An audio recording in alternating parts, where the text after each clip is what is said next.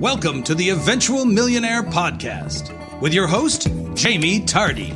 Real talk and real advice from real millionaires with a sharp focus on you, the eventual millionaire.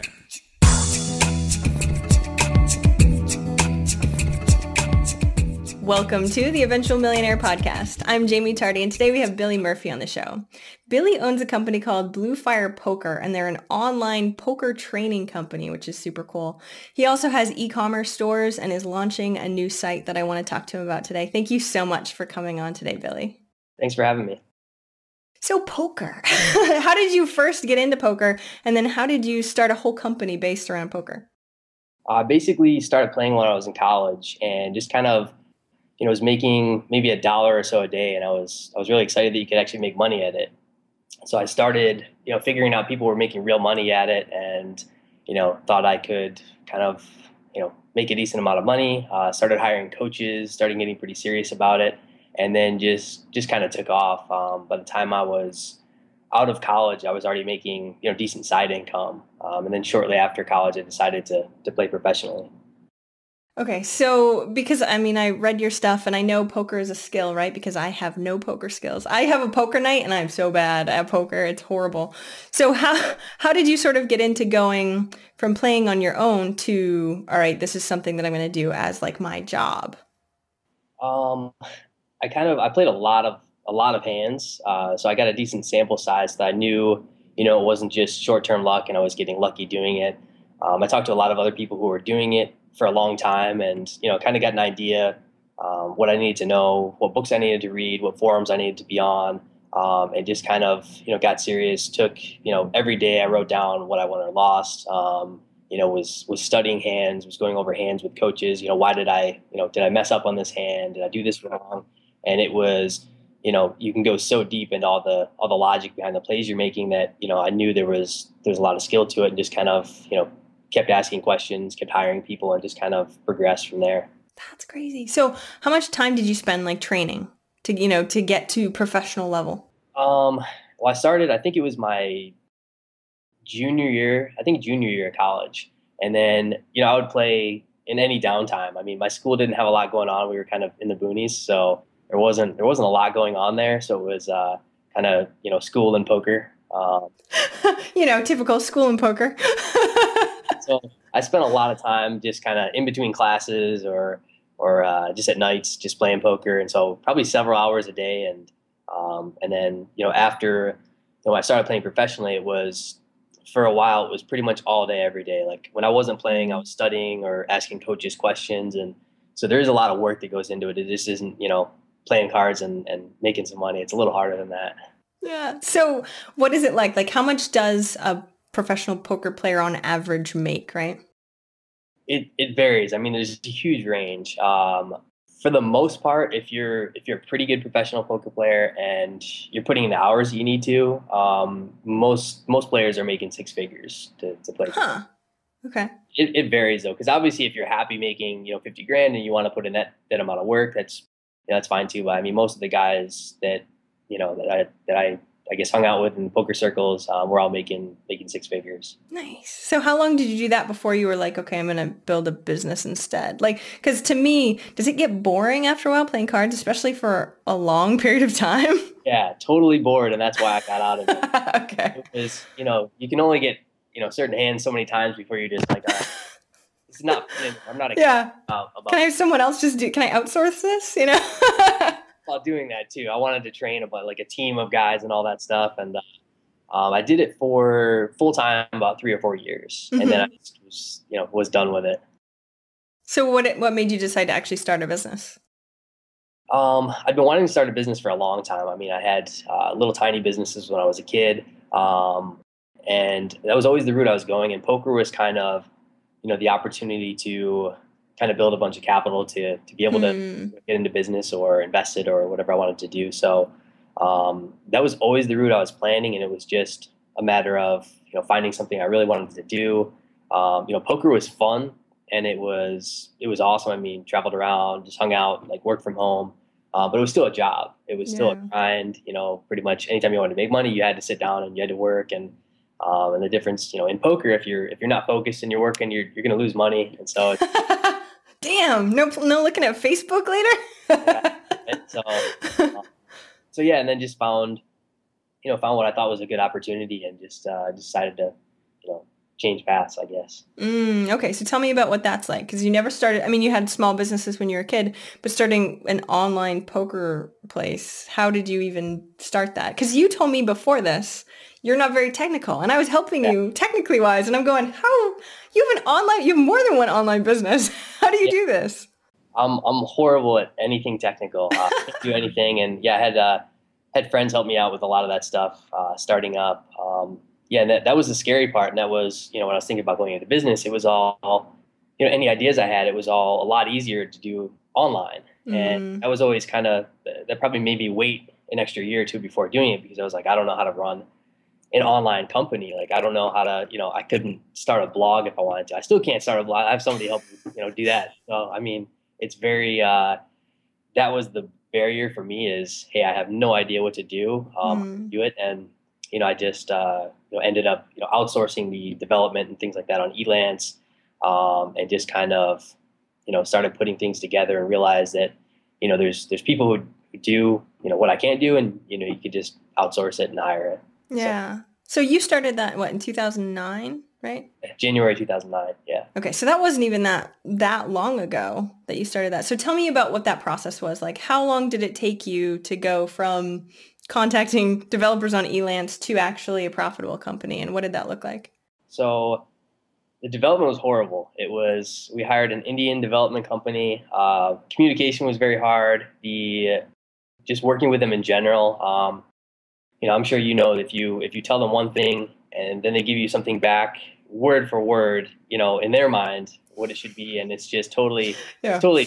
So, if you say put a button on the page, like the whole page is a button, and that's a random example, but it was very hard working with them, and I didn't know what I was asking for really. It even harder because I had no idea. I said, I need a website, I needed to do this, and they'd give you back something crazy, and then it was basically 9 months of with a big break in between where they were frustrated, and they wanted more money and all that, because it was hard, and it was not fun. I mean, it's a website that probably taken 2, maybe 3 months to launch, and waited for 9. In terms of the profitability, within 24 hours we were profitable after launching. What? Oh yeah. Okay, let's talk about that some more. So tell me, was it a big planned launch craziness to go for that first 24 hours? No, not at all. And so we kind of went against like the internet marketer, pre-launch and pre-sell people and build a list.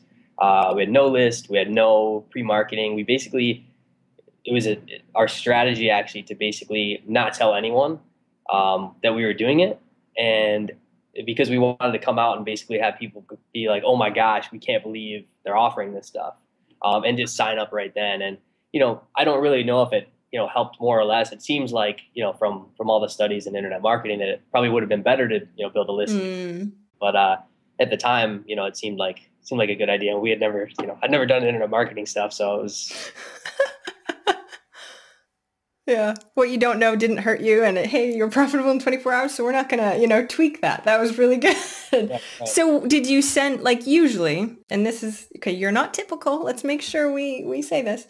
Usually people launch a website and they hear crickets, right? Like, oh, okay. Were you already a big name in poker? Was there already sort of something that got people to go to your website that first day? Yeah. So basically I didn't make any of the videos for the site. I signed a lot of the pros. So for anyone listening, we basically train people how to make more money playing poker, play better. And we do screen captures of professional poker players' screens. We mic them up, and basically it's like you're looking over their shoulder and they're leading you through their thought process, and you get why they're making the plays they do. And so all the guys that were doing that for us, each were well known in the games they played, were big winners. They made a lot of money, and so people wanted to hire these guys, and they wanted to get access to them, and they didn't really, most guys can't afford to hire these guys, and or they just don't have time, in between playing and traveling and doing whatever else they do. And so we put together a team of, guys we knew people wanted to learn from, and just kind of basically offered it. So. Okay, so how did you get those guys? Like, it sounds like you were like, okay, celebrities will start to pull in our people. So how did you get them? Did you have to pay them large sums of money for this and that sort of thing? Yeah, so I knew a couple of the guys just from being a poker player, and then I approached the other guys with the idea um, of launching this site. And yeah, I think at least three or four of them, I gave an equity, gave shares in the company too, and that was something that I think other companies hadn't offered them to get them on board, and I think that helped. Mm. And yeah, the other guys, we paid. I kind of look at it as we almost act in some degree as a broker for Hmm. the poker player who wants to learn, the poker player wants to teach, and the site is kind of just the middleman. So the poker players, if you know, they have to charge a certain hourly rate for coaching, but we can actually pay them more because we can serve more customers. Yep. Customers can get access substantially cheaper because we're serving so many customers, and so it kind of works as a win-win-win for everybody. Are you one of the first that did this? Like, was No, there a competition around there? Oh, it really? was it was Hmm. actually a super. So it was crowded market. I don't think it wasn't saturated because people were doing it. The reason why we came in is we kind of saw the need of like higher quality. There's a lot of people teaching poker. There's a lot of Mm. kind of doing the same type of model. I think when we got in, I can't remember, but it was probably somewhere from 20 to 30 people doing this, Wow. Okay. different sites, and so and obviously there was only a couple main players, and we thought we could get in and become one of the major players. So So did you do a lot of like competition research, find out what they had, what these people had, tried to figure it out? Like, was there a lot of research involved beforehand? yeah, I had never, even though I was a poker player, and this is like the perfect service for me to sign up for. I had actually never signed up to another one of the sites. So it was, I basically, if you want to hear the story about how the idea came about and the research, I was at my buddy's in Scottsdale, and basically I don't even know what happened. I got really sick where I couldn't, like a huge pain in my stomach, and I couldn't move, Huh. and I was on his couch for like 3 or 4 days, and just laid there and had nothing. We had finished an entrepreneur conference out there, and so I Nice. had these ideas going on of like things I wanted to maybe do, and so couldn't do anything. And Like, you're couch bound, so all you had to do was think, okay. even, like I tried playing poker, and even like moving my arm around, like moving the mouse, it hurt. And so I literally just like sat there. I got a piece of paper and just wrote down ideas, and then I wanted to do. I was familiar with the poker training industry. I wanted to do that, and basically and I still have them, pages of like the yellow, like binder paper, whatever it is, yellow Oh legal yeah. Old school paper. pages of like all the things the other people were doing, all the things we could do, all the players that were not making videos for sites that like people wanted to Mm. see, like roughly how many customers I thought we could get, based on the market size, based on what I knew other people were doing, and just kind of it's literally like 5 to 10 pages filled of all this broken out. And actually, I looked at it a year later, I guess 2 years later, probably a year after we had launched, and Hmm. wrote projections for what I thought we would make, and it was, I think we were within like 5 to 10% of of what it was, and obviously that's Wow. a lot of luck. I mean, it was kind of random, but it kind I of don't know. You had it written down. It's kind of funny how that works. You know what I mean? That's super cool. That's awesome. So you did do a lot of research and apparently it came to fruition. So how did it go from there? So 24 hours, you're profitable. This is sort of your first company, right? So how did it go from what it is then, within the first couple weeks of launching to what it is now? And if you don't mind talking about numbers of either how many people you have on the site or how much money you're making or anything like that, just throw some numbers at us too. okay, sure. So basically, the startup cost of the site of a couple extra costs were basically, I think it was 20,000 or a little less to start the whole Okay. thing up. Nice. And I think within the first 24 hours, we had already made, it was probably less than 24 hours, I think, because we had, we launched in the morning. And by the end of the day, we'd brought in 30,000, like our first day. Seriously. Yeah. And That that is was, wholly impressive. yeah. And that's with no, for the internet marketing world, there's no affiliates, no PPC, no nothing. It's straight, like word of mouth and viral marketing. So, Wow. Yeah, that was it. And 2009, it wasn't like a crazy huge Facebook, Twitter kind of a thing. So that's even more impressive. Do you know, like, I know this is quite a while ago, but if you were to like look at your analytics, where did they all come from? Was it people telling other people and that was it? Yeah, it was all poker community. It was all poker blogs, poker forums, poker news outlets. And it was, all we did was, I would send emails to people who run poker sites when it came out and said, hey, like, we just launched this. And it was kind of the reaction I was hoping for, like, holy crap, like, this is awesome. And you have all these guys making these videos. And, it was kind of, we knew people wanted to see them. And, to get them all kind of on the same team was big.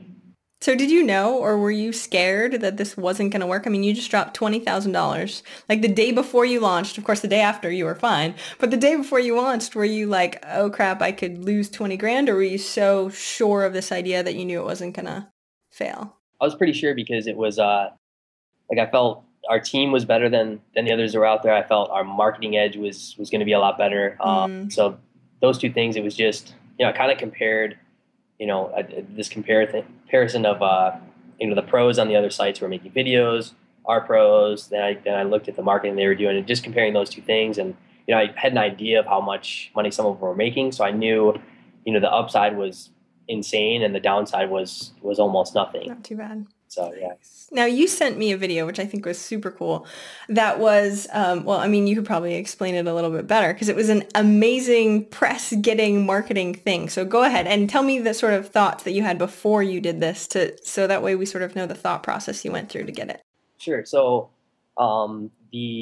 basically, I guess within a week or two before, there was a lot of talk in the news about, the regulation of poker, whether it should be legal, and a lot of the debate came around whether it's a skill game or a luck game, a game of luck. And so, there was already a lot of chatter. And so it was, I said, hey, maybe we could get in the news for basically kind of, jumping in and arguing that it's a game of skill and kind of proving it. Mm-hmm. And so, I had the idea of challenging Obama to a game of poker and offering him $1 million if he could beat one of our pros.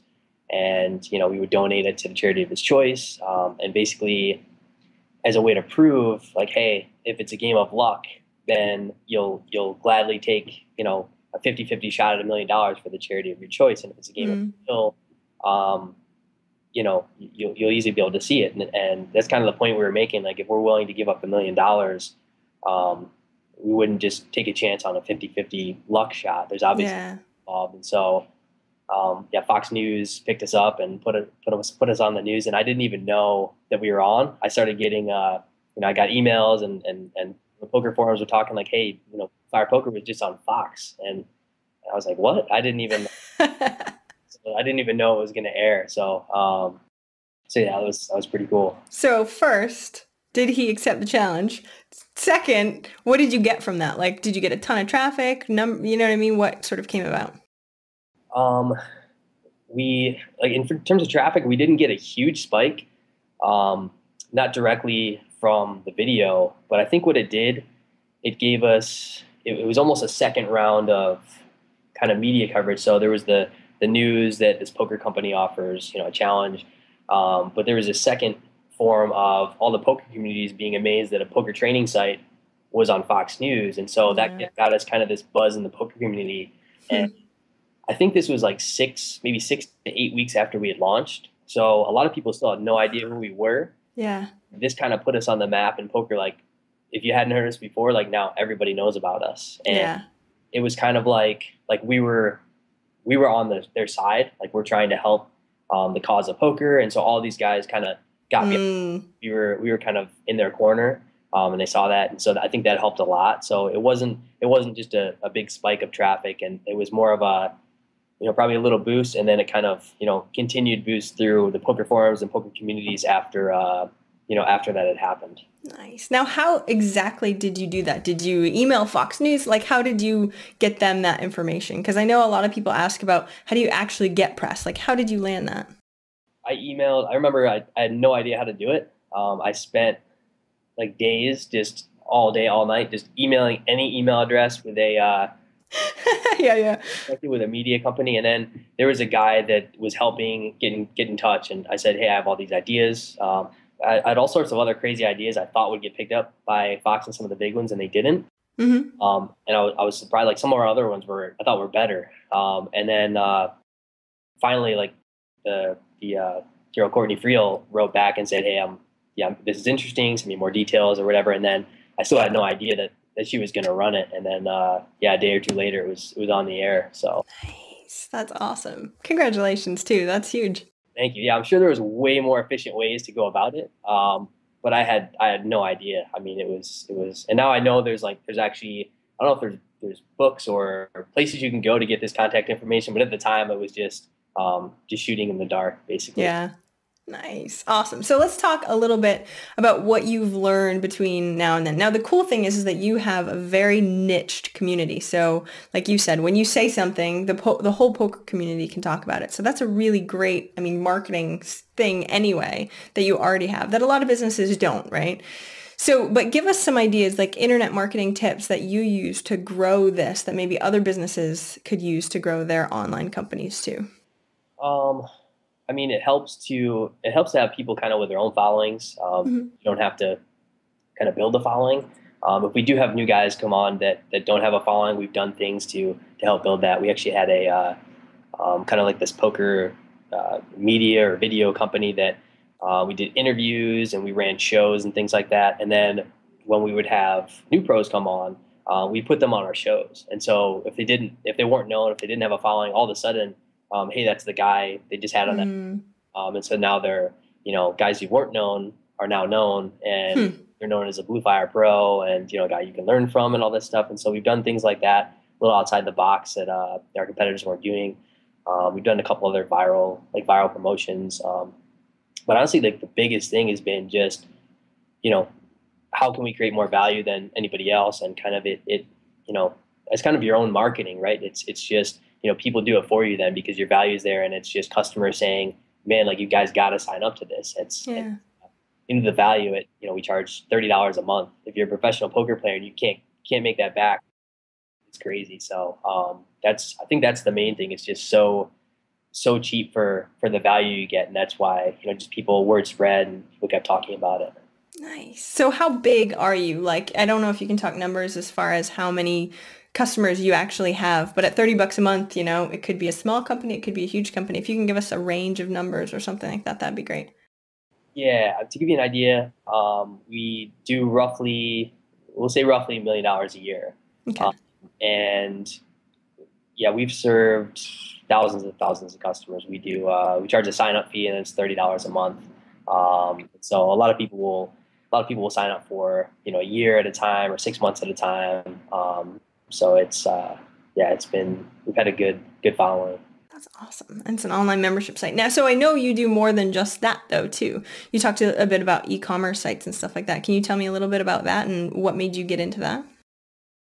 So I got into that. I have a buddy who was doing really well in e-commerce, and just early last year, just decided, well, I'll try it out, see what happens, and started one store, bought another one, and both of them were doing pretty well. And so I figured, I'd kind of keep scaling it, keep growing it, and kind of went from one or two to probably by the end of the year, in like 9 months, we had 15 to 20 really stores up. Okay. They're all really tiny. It's not like they weren't big stores. I think we were doing maybe $3,000 a month of revenue our first month, and then maybe we got up to close to 40 by the end of the year a month.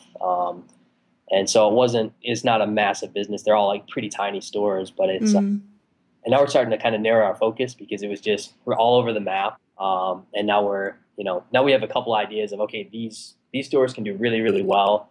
And now we're looking to maybe go to China to create some of our own brands, get a lot better margin, and then we can kind of build a different type of business rather than just drop ship. Because drop ship, we're doing all right now. It's very tight margins. Yeah. Not something that if you scale it, it's on tight margins like that. It's just not the type of business I want to run to do that. So we're looking kind of a slightly different route with that now. Okay. So first, because there's probably a lot of people listening going like, that's interesting. He made $3,000 the first month in an e-commerce store. So is it like a niche site, or what sort of, first, what sort of like companies are there? I know you probably can't go ahead into details or anything like that, but if you can get us a sort of a general idea, and then like some stuff that you've learned in trying to grow that. Because it seems like, I mean, if you can take it and now you've done it 15 times, you probably have a lot of really good knowledge in there on exactly what to do to grow them. So I'd love to hear some of that. So the niche and then that. Yeah. So the first one I got into, and we're in like a lot of random ones, so there's not one specific one. The first one I got into was a baby store, and Oh, so really? yeah, I bought that on Flippa, and I remember thinking about it and saying, it's so cheap it can't be real. And I remember talking to my buddy like, hey, they're selling it for, trying to sell. I think they were selling for $6,000 or something. It was making close to $1,000 a month, and I was there's no way this is real, because I'd buy everything, if you could actually do this. Yeah. And he had never bought anything. He'd started everything from scratch, and so I was like, well, I talked to the lady and who was selling it, and she seemed legitimate, and I was like, man, what is wrong with this that she's selling it for that price? And so finally I said, well, worst case scenario, I lose some money. Best case scenario, I find out you can do this and just keep scaling it. Figure out how to do this. So worst case scenario, it's just, you kind of pay for a lesson. So basically I got on the phone with her. I agreed to, I think even got her down to like $4,000. I bought it for $4,000, making, $900 to $1,000 a month. And I think, within a couple of days, like first sale, second sale, I was like, wow, this is okay. Like it's legit. Like I'm making money on it. So I think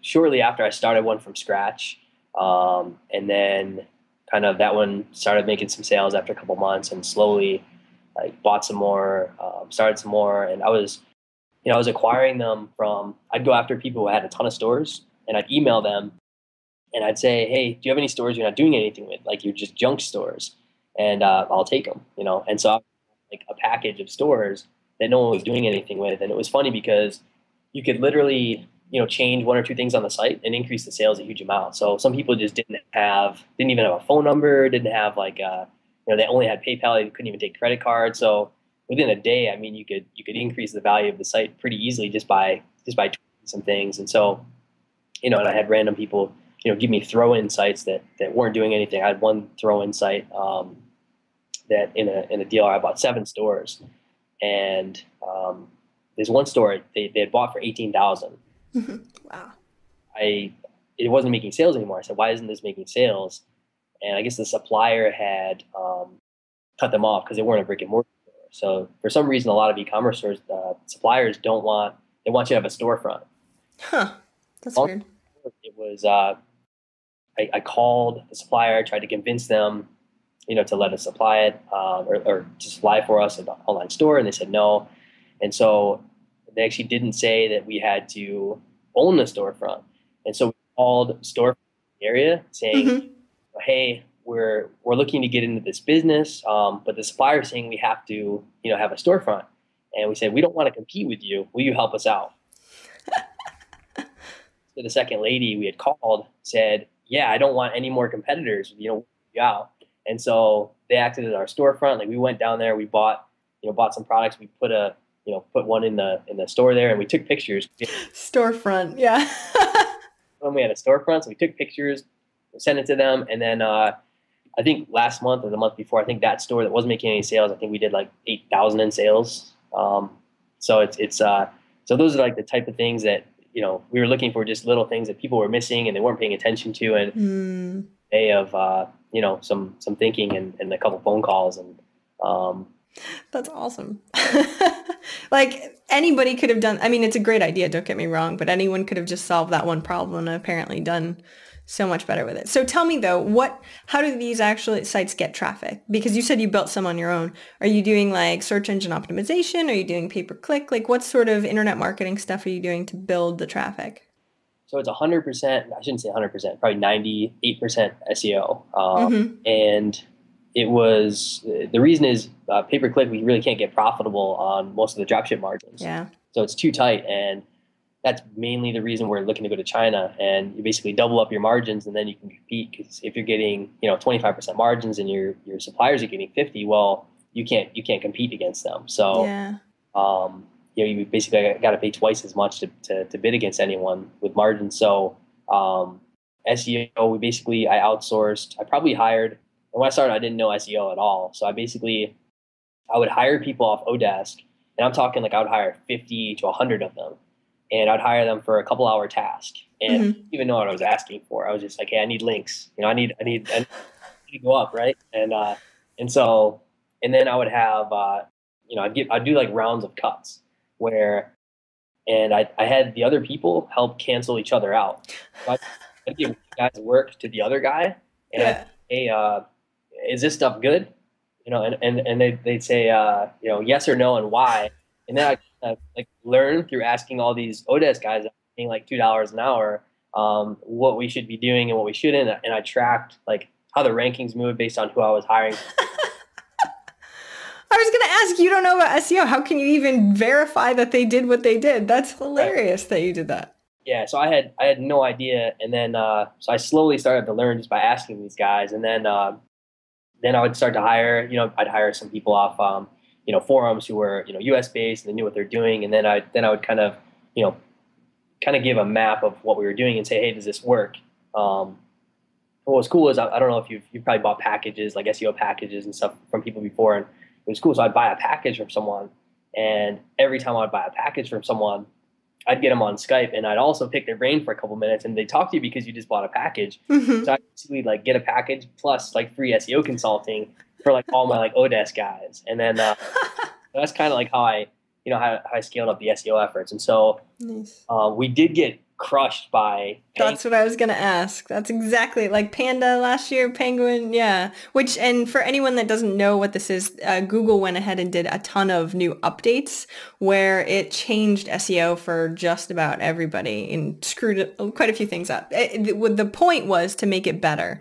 Like Google's trying to make the sites be, good because some crappy ones are high and because of crazy link, especially black hat link stuff. So to preface, so everybody knows what we're talking about. Yeah, go ahead. Yeah, so we did get hit pretty hard. I think we went down to maybe like 20 a month. We were doing 20K a month in revenue. So we basically got chopped in half for the most part. But I'm almost glad that it happened to some degree because we were so focused on just kind of growth and scaling and weren't really focusing on, I kind of went against a lot of my own rules. Like, hey, I wasn't really building anything that was insanely valuable. I was beating Google and like playing a numbers game. Yeah. Because I knew I could spend X, start this site, and make money and keep rolling that into new sites. And so I'm almost glad it happened. Especially I'm glad it happened now as opposed to if we were doing 400K a month and we got chopped in half. That's different. Yeah. So I'm glad we kind of are tweaking our direction now as opposed to kind of waiting to get hit later on. So. Okay, cool. So what are you doing to sort of, because I know the people that do know about SEO are dealing with Penguin too. Do you have any insights on getting back or are you still working on it or do you have any good info for us? I don't have any great info. We've tried a couple things. Actually, my buddy, I don't know if he just went or if it's this weekend, is going to a post-Penguin class with one of the top SEO guys out in Arizona. And so I either may fly out there if it hasn't happened yet, or I'm just going to pick his brain after the session. We've tried a couple of things. We've done. Erica actually suggested press release stuff, so we tried some press release stuff. We haven't seen a rebound yet from the stuff, but we're kind of tweaking different stuff. One of the guys that found out Odesk way back when said he knew how to do it, and so I gave them a couple of sites and said, hey, see what you can do. And basically we worked out a deal where if they return them, we pay them a certain amount based on if they can return them or not. And they only get money if they do it. So, I'm kind Nice. of and don't lose anything for them to try out a bunch of random stuff on it either. So, kind of got a couple of different ways we're trying out for different sites, and whichever one works, and we'll kind of just do that on every site. Replicate it. Nice. Okay. Because what I'm hearing from sort of everything that I've heard so far is that what you do is your constant learning mode, right? You find people that know how to do it. You try and learn as much as you can, enough to give it to people that know exactly what they're talking about. Is this something that you sort of do all over? Like, it sounds like every business you've had so far, you look for people that are really good at what they do and you hire them. Is that pretty much your your process every single time? For the most part, I mean, I like to learn enough so that I know, what questions to ask. So with the SEO stuff, I didn't want to stay totally dumb in terms of the SEO stuff. I wanted to know just enough so that I could hire and ask good questions to people and know that they're doing a good job. But yeah, I think, if I'm really good at X, Y, and Z, I should spend all my time there.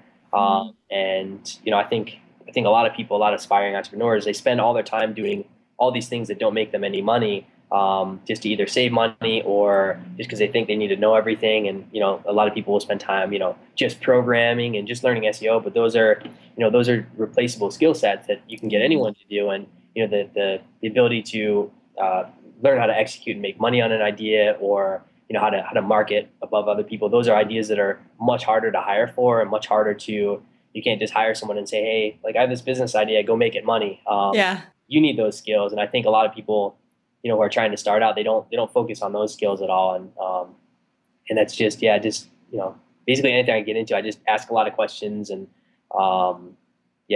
basically do the next round of research. Then I have more questions, then, next round of research based on those answers, and just kind of like keep going until you say, kind of get this light bulb and you kind of see it all, I guess. So. Awesome. Now, do you have any tips for us? Because some people that are listening have VAs. I mean, I have a bunch of VAs and we're used to it, but some people are sort of scared about even venturing into that water, like Odesk and Elance and those sorts of things. Give us, 3 tips that you've got for either just starting or the best ways to get the most out of your Odesk people, because I'm sure you probably found some really crappy Odesk people and you probably got a lot of really good tips. Yeah. The best tips, I would say, in terms of, so Odesk specifically, if anybody has bad feedback, more than 1 or 2, just don't even mess with it. I mean, I'll only even try out people who have almost perfect feedback. And the reason is if they have even a couple dings, for the most part, people don't leave negative feedback because they don't want, negative feedback back and all that. So it's, if they have a couple, they probably have a lot more. So I only even start out with people who have basically perfect feedback. Give them a test and, ask them, be really clear with them, because they're not, English isn't their first language a lot of times. So it's not, if you say, I want this, you may get something totally different back because it wasn't clearly explained. And I think that the biggest thing is give them a test though, because if they can do the test and they follow the directions, because I gave a test. I remember when I first started, I think I hired like 20 or 30 people, and literally only like half of them could even do the simplest. I said, hey, could you give me, send me back this, and then I'd like to talk to you about the job. And only 15 of them either, randomly, like 10 guys happened to go on vacation or something. And, all this stuff happens within like the first day. Is someone you want to deal with. And I hired, a lot of the people I hired, you'll find out that they make a lot of excuses why they're not around, and they're never around. So if they're making that within the first couple of days, it's not going to change. Like that's, going to do it from then on. And so now, do you pay them for that, or is that, because sometimes I've done it where I'm like, okay, for a transcriptionist, transcribe me, this many minutes, and they'll do it for free. But it depends. So do you hire them and actually are paying them per hour and then let them go? Or do you just have them do a task as like part of the job interview kind of a thing? Yeah, lots of times I'll ask them a certain question about how they do something. If they answer it in the way, in a way that makes sense and is what I ask, then I'll hire them, and I'll usually hire them for like, I think I was doing like 5-hour jobs. So it's just a quick little job to see if they can do it. And then like in the beginning, I would see who got more done. So in the beginning, when I only knew like, hey, I need links, I was just doing it based on how many links they got me. And which obviously wasn't a great way to do it, but I mean, that's how I was testing them, because some guy will get you, 10 links, log comments or something, and then another guy will get you 100. And so then you realize, wait, this guy's doing 10 times as much work. And, It's probably a bad example, but yeah, with links, it's a bad example, but I understand exactly what you're talking about. Yeah. so you get an idea of like how much work they're going to do and all that.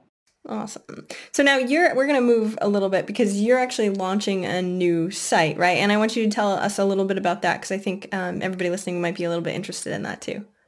Yeah, I'm launching a blog. Basically, it's kind of weird to go from a business to a blog, I guess, but yeah, blog's just a marketing tactic, but go ahead now.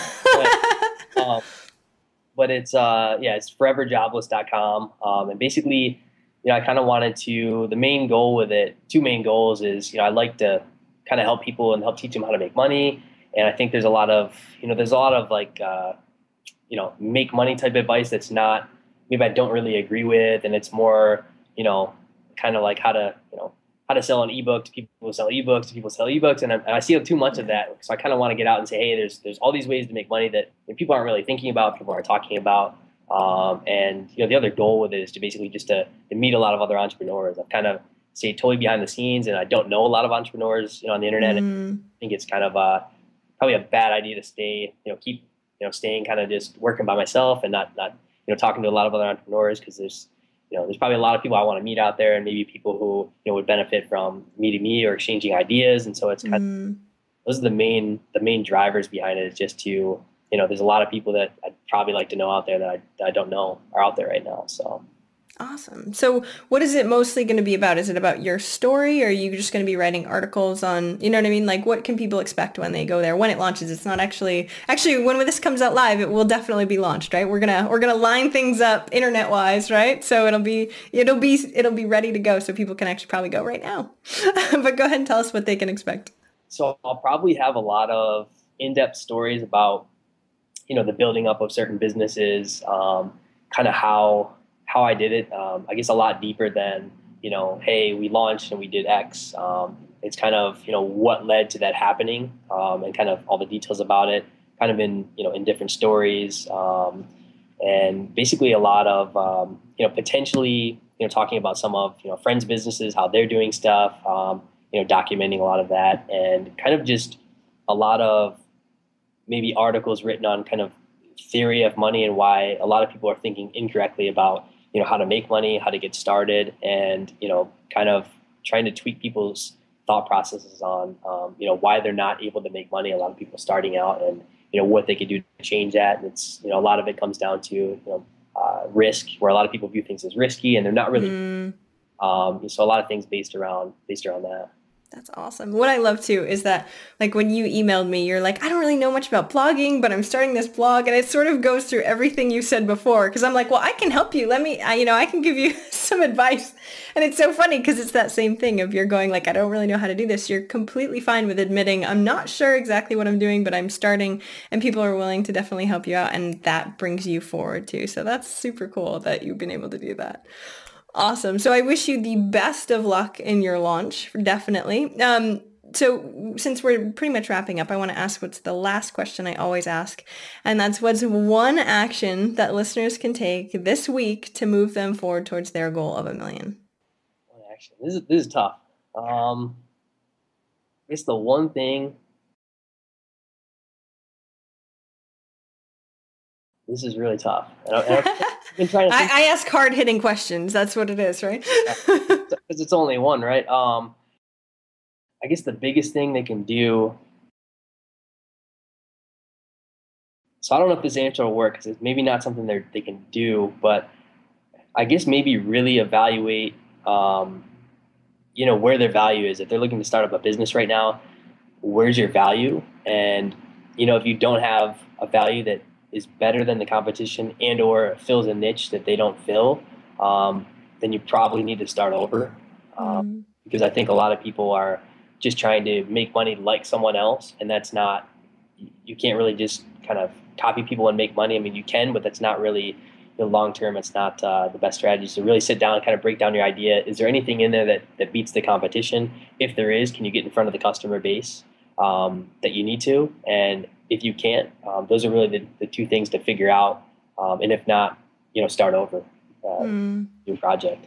So more or less like a reevaluation. I'd say that's really important for people, even if they already have a business and they're not really sure if it's working okay. Like if it's not really profitable or if they're not even making very much money at all, it should be something that they should definitely go through.